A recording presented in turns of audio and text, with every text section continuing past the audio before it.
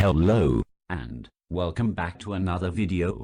Today I wanted to talk about the implications, applications, and the rise of AIs. But first we'll probably need to go ahead and talk about what AIs are, and talk about artificial intelligence in order to better gauge ourselves for the topic. So first, we have the weak, general AI, something that can only perform one task and probably isn't capable much outside of its own scope. 2. We have the AGI, a much more capable AI, what we have now, able to do things and tasks outside of its own general area of expertise, and can perform tasks within scopes, of course, tasks it has not seen before, and can do them with precision and ease, and may not give the intended result all the time. 3. We have superintelligence, of course, an area of study that is mysterious and isn't known for too much humans, because humans have not fully evolved technology that far yet,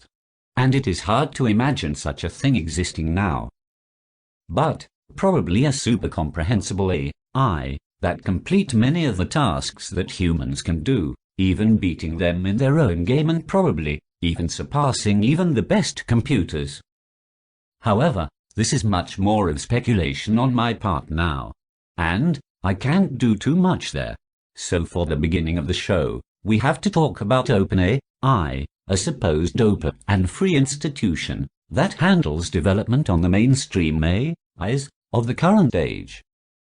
However, they have AIs such as Muse.net and Jukebox AIs that tackle handling music in a creative endeavor for people to enjoy, of course free of charge. I won't get into the complex parameters of the monstrous beasts, because that is beyond my realm of knowledge that I contain right now. But a decent-sized portion of today's main course. Of course, I wanted to get into the sort of complexities of the mainstream AI, that being GPT-3, and closed beta source that can do many things, and hold special treasures for humanity. GPT-3 can do many things like generate an HTML page, design a comprehensive app from a normal description in the regular human language. It has the ability to fetch queries from the web and give them to you through the internet. This is cool. It can generate spreadsheets for humans to examine, can understand code and give an explanation in human language for people to understand. The model can also read documents, such as court or legal documents, and tell humans the cryptic messaging of what the legal jargon says. And these are things that the model, GPT-3, can do. I say that it is a model, of course, because it has the components in the model to make a capable AI. I'm not making it up either. It states from the documents of Wikipedia, Generative Pre-trained Transformer 3 is an autoregressive language model that uses deep learning to produce human-like text. It is the third-generation language prediction model in the GPT-N series created by OpenAI, a San Francisco-based artificial intelligence research laboratory.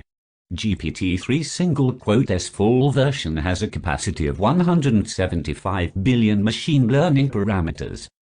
GPT-3, which was introduced in May 2020 and was in beta testing as of July 2020, is part of a trend in natural language processing systems of pre-trained language representations. The learning 175 billion machine parameters are what are closely resembling of human neurons in the human brain.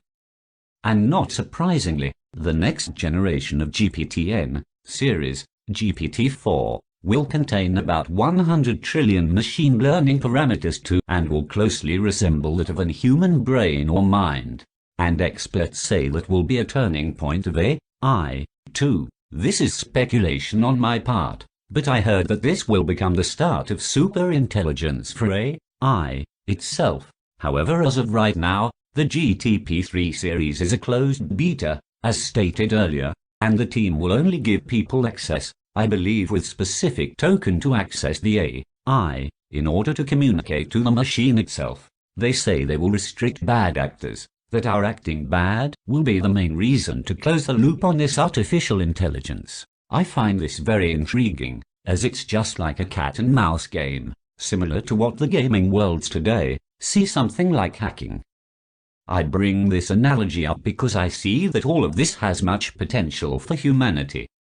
And in order to stop bad actors, you simply disincentives the ability to hack or stop bad people from acting bad by defeating their mechanisms, of course. In order to stop people for doing stupid things, or you just tell GPT-3, hey, this is made with GPT-3, or is a high probability of this being a generative of GPT-3? And this is a theory, and should stop bad actors from their doings on the internet. See, the internet should band together against the OpenAI team, not in a bad way, but I just gave my 2 cents onto stopping people on the internet abusing the properties of this model. To pressure their team and demand from a company who is open, fully or partially, give up control of their power over their model, and allow people, with their freedoms, to play and adapt to this fun and exciting model. See, what they don't see is that in countries like China, for example, they will be making a similar model, and will either beat or will surpass GPT-3 as well. It will only take time, and the team will have to accommodate all of this, in time of course. In order to be first, I guess. And if this theory is true on my part, they will make it for free and allow users to use it free of charge.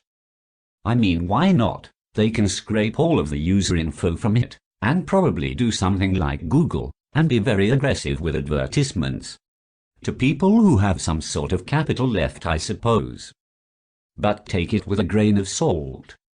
I said this is speculation on my part, but from a country with talented developers, and people who are first to hack and distribute cheats. I would not be surprised at all. And I will leave some more links into the description, so that you can look into the further advancements with GPT-3, and will leave a channel to someone who is actively onto the topic too,